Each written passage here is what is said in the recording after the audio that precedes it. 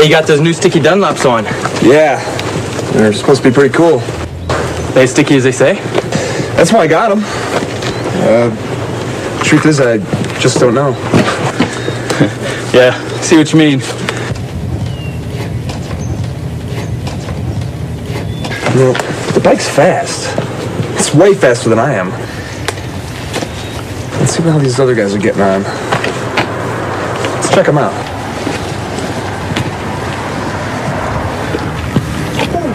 Whoa. Oh, whoa. Now, this guy's brave.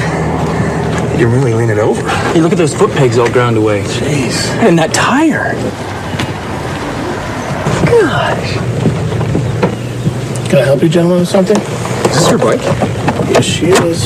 Hey, how do you do something like this with a bike like that? I guess I learned a few things in my days. Yeah, I guess so. You got any advice for us? Advice? It's a very interesting topic. You brake straight up. No way, pup. Trail brake. All the time. No, bro, I'm pretty sure you're supposed to countersteer in the turns. Just get more seat time. You'll improve. No way. You got to plan out your laps. Be safe. What you do is you downshift to slow down. No. Use the brakes. No, man, it's countersteering. Body steering, man. It's body steering. You got to be smooth. One can hear a lot of advice about riding. Here. I started with this. Yeah. That's the Cornering Bible. Go ahead and read it for a week. And go ahead and bring it back to me. Wow, thanks. No problem. Take it easy, guys. Thanks, you too. You see you around. Hi, I'm Keith Code. We hear lots of advice about how to ride. Some of it's destructive advice, some friendly advice, and some useful tips. Let's see how advice stacks up against the technology of riding. Take how to steer as an example. Most often, our first vehicle had 3 wheels, like this tricycle. Turn the bars to the right, and it goes right. Turn to the left, and it goes left. Simple. Our first ventures out on 2 wheels usually involved training wheels. Now we have a 4-wheeler. From the tricycle experiences, we instinctively turn right to go right, and it works. In the time-honoured method of training, we raise the training wheels. Now we have a recipe for disaster. We've lost 2 wheels. It's now a frighteningly unstable machine. The child expects it to steer like everything else she's ridden. Look what happens though. She steers to the right and the bike tips over to the left, just like all 2-wheeled devices. Just go for it. Even with all the bad advice, out of our sense of survival, we somehow make it work. She doesn't have her balance But do yet. we Lower the training understand wheels. You'll kill the her. underlying technology of it? Look at how the keys have All 2-wheeled vehicles steer differently to 3- and 4-wheelers. To go right, you apply pressure to the right handlebar. That action initiates the turn. The bike then leans over and the front wheel turns into the turn. It's called counter-steering. That's why training wheels are so confusing at first. It's counter to everything the child has learned. There you go. There you go. Hey, good job. Listen, kid. Steering is simple. You just push down the inside peg, pull the bike in with your knee, push the handlebars down, and lean your body in. Oh, really? I didn't know that. It was false and misleading advice like that led me to invent the no BS or no body steering bike. Let's see if it will help us sort out the facts of steering. I've grafted an extra set of bars on this bike. The whole idea was to take the handlebars out of the equation to discover what so-called body steering really does. The extra throttle on the top bars allows the rider to maintain his speed. Even with massive shifts in body weight without any input through the handlebars, the bike only vaguely changes direction. This would never get you through the corkscrew at Laguna Seca. Foot peg weighting is another myth. Even with his entire body weight on one peg, this bike merely veers off course, and once his course is set, the pressure has even less effect. Good advice doesn't always put the rider in real control and can prevent us from properly being able to do this. A little counter-steering with bar pressure gets the job done and puts the rider in control. Here, we have mounted a simple pointer on the tank to illustrate countersteering. Let's take it for a ride and see what happens.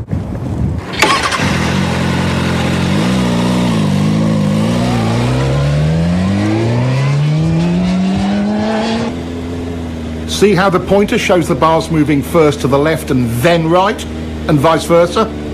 This is counter-steering. It's the only way to accurately steer a motorcycle. It really is simple. Just press on the bar and the bike responds instantly. That's all you do, and it works all the time, every time, even with only one finger.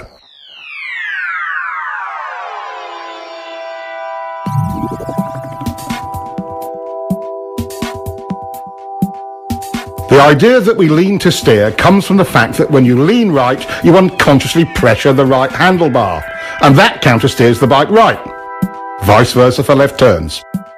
Lean steering is one of the myths of riding. Some believe body steering works because they can maneuver the bike with their hands off the bars. When we move our weight around on the bike, it actually creates a counter-steering action. Look at the pointer. Some riders are confused about how they steer a bike once they are in a turn. It's exactly the same. To tighten the turn, you press your inside bar. To widen your turn and bring the bike up, you press the outside bar. Counter-steering always works. Countersteering is a piece of riding tech that will help you to improve your control in virtually every situation. Let's take a look at some other parts of riding. You guys really do have the cutting edge of bike technology, don't you? But look at the size of that rear tire. Look at the size of those brakes. I'll bet you really can haul on them if you need to, huh? And the frame is stiff enough to handle all the braking power and the grip of the tires. So how many ponies does it have? Well over 100. Mine's are on 150. They say it'll do 180. It's impressive. Guess all that cutting edge stuff can make a difference. Thanks, man.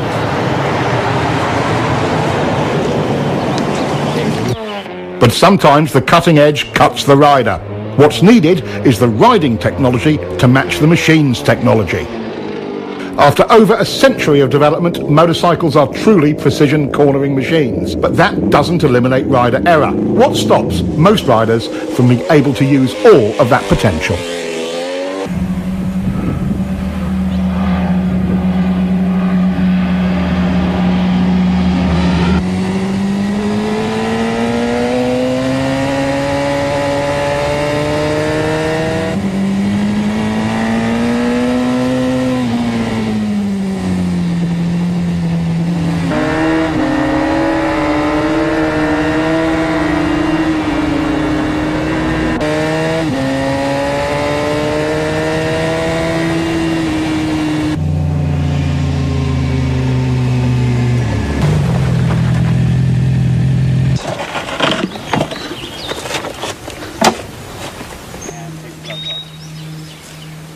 Man, I was riding as hard as I could, and the guy just disappears. Yeah, me too, man. Hey, is there anything in that Twist 2 book he gave us about riding harder?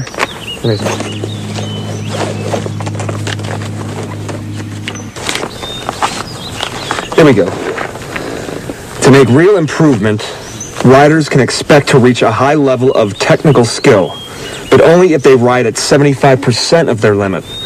Everyone agrees that in some fashion, survival reactions... Survival reaction? What's that? It's like fear? Yeah. Survival reactions, or SRs, are the ever-present barrier to riders reaching their goals. That's right. Every time I try to up the pace, I get myself into all sorts of problems. It's like I'm afraid to push my limits. But I'm not sure what I'm afraid of. It's me too. It's definitely my personal limit. I describe it more like Mild panic. Oh, let's ride. Let's see if we can get out. Where's my key? Where's my key? What do you mean? I never took it out. It's not here. Look in the bag.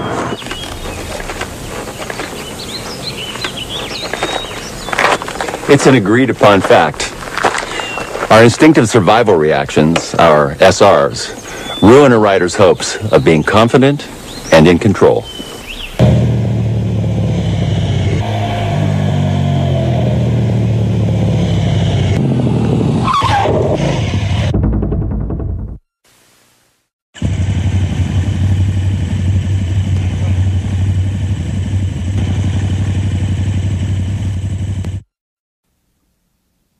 In riding, there are 8 distinct so-called survival reactions, or SRs, and we can see all of them in this one incident. Immediately, we see the rider trying to use body steering into the turn when he should have counter-steered, so he starts out a little wide. If you'd known how to steer the bike, this whole thing could have been avoided. Let's get back and see what other errors were made. He gets on the gas to stabilise the bike, but chops it mid-turn. The bike stands up a bit, and that's SR number 1, chopping the gas from panic. Now he's counter-leaning against the angle of the bike. This increases bike lean angle, but doesn't tighten up the turn as he had hoped. This is another SR. Now the bike is unstable and running wide, so he tightens his grip on the bars. Our most common SR. None of this helped. He's running wide and panics. He's looking everywhere but where he should be. Around the turn. This is visual panic. He target locks on the very thing he doesn't want to hit. An SR? You bet. In a panic, we go where we look. He's steering directly towards the log where his attention is locked. SR number 6. With his attention tunnelling down, he cannot steer effectively and becomes frozen on the bars. Yes, SR number 7. He can't turn, so he jumps on the brakes. Our 8th SR. His lazy steering started the whole mess, but when he chopped the throttle off, it got worse. First, let's take a look at throttle control.